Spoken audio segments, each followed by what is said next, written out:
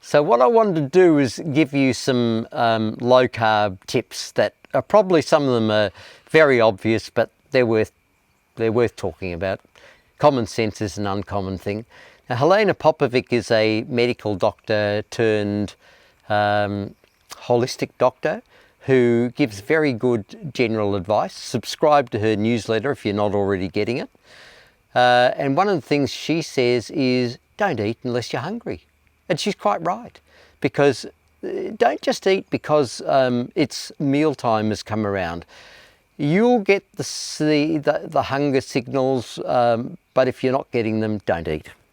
So I also found that one of the things that helped me when I went low carb was getting rid of the 4 white poisons: bread, rice, pasta, potato, out of the house.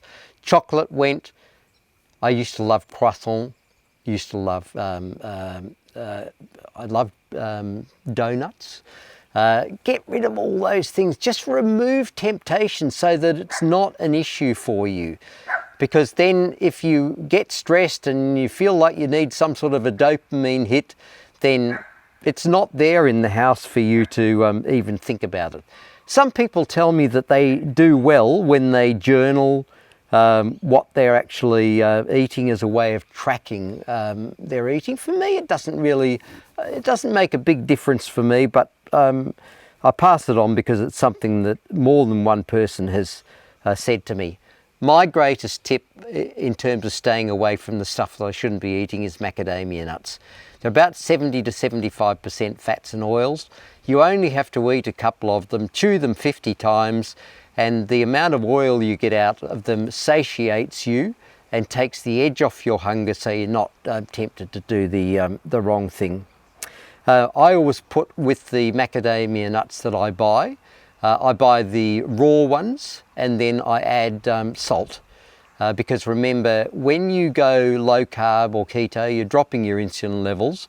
You will excrete more sodium, so you need to have more sodium chloride in your diet. That's table salt.